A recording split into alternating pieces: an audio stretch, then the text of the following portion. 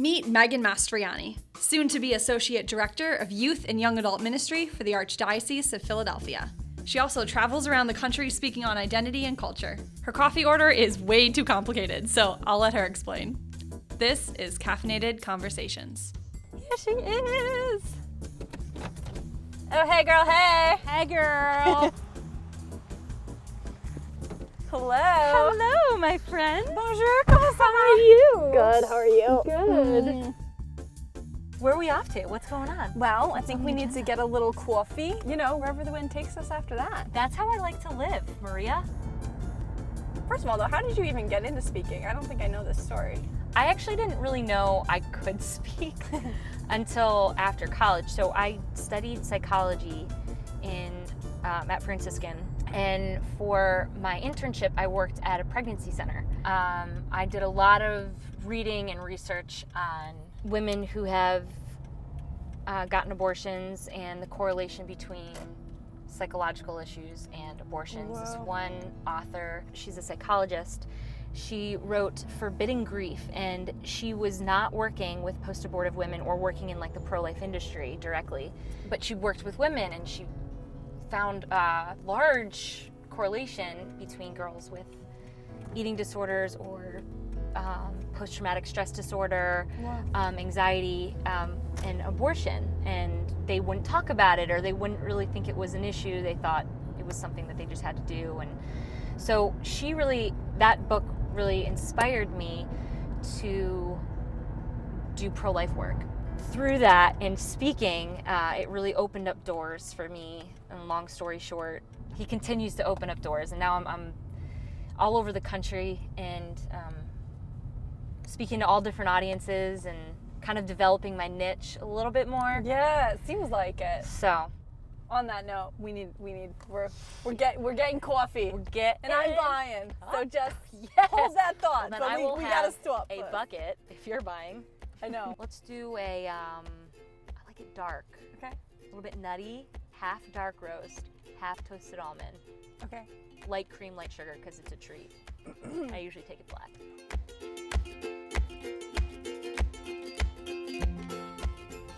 I don't usually go out to coffee.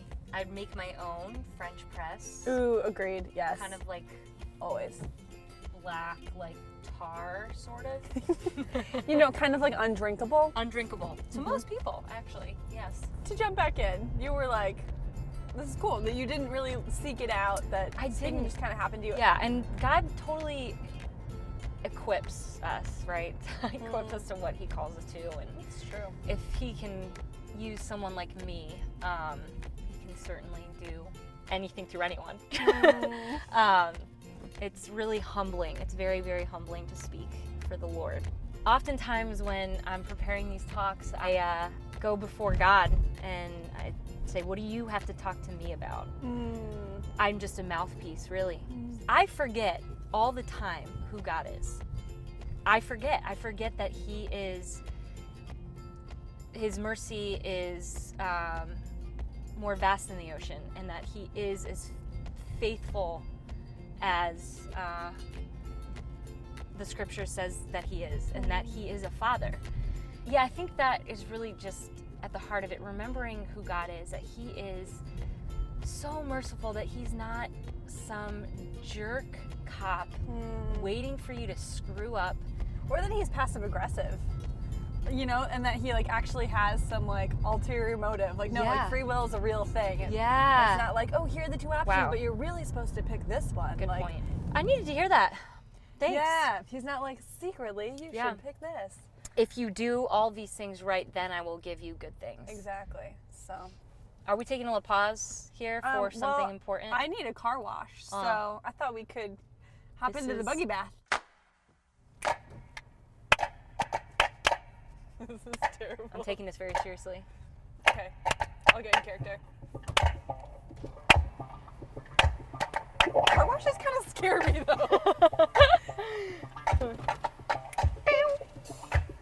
I didn't pull up close enough. You have to reach over. I have purchased the ultimate car wash. This is called the buggy bath. The bus is now ready.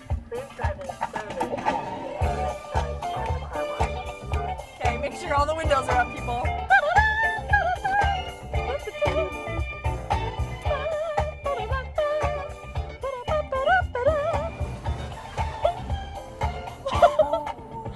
That took me by surprise.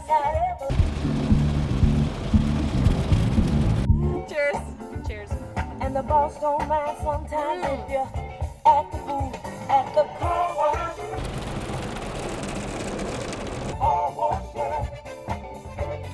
Oh, nice.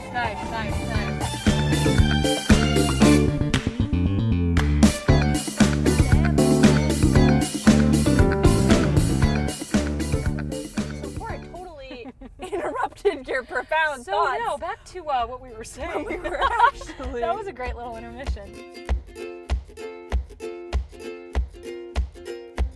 I think a huge open door for insecurity is comparison. Absolutely. It is at our fingertips. We can compare so easily just by social media and what other people have and what I don't have. And when we compare ourselves, we lose sight of who we are, the beauty of who we are. And Yeah, social media especially, because everyone just portrays the best part of their life, and very infrequently do you present the nitty-gritty of what's actually going on. Yeah. Something's made to be this certain way. Yes. So then it's like, someone said once, like, yeah, you're seeing everyone's like highlight reel. Yes. You're not seeing like the real life. it's a really good way to put it. I face the same things. I'm not above it. And Right. beauty is an openness. It's when your eyes are looking out and not in. And girls, you can make a whole lot of fashion statements just by dressing up your mind. Yeah, seriously. Just getting in touch with what is real. You don't have to be a speaker on a stage at a conference to do that. Like you can and should be doing that with like everybody that you meet, Absolutely. encouraging each other. Yeah, too much pressure from the culture. From the culture. The culture. The culture. Just ignore all the haters. Where are we going? This is beautiful. I thought we could just wrap up with a little walk at the Stroud Preserve. Yeah. It's lovely. So good. Well, lovely. Please like and subscribe and check out our other channels on Ascension Presents. We've got Father Mike, we have Caffeinated Conversations, we have Culture, we've got studies, all sorts of stuff for you guys to check out for free. Do it. So, and if you want to know more about Megan, it's meganspeaks.com. So, you guys are awesome. Thank you so much, and God bless you. Peace. Deuces.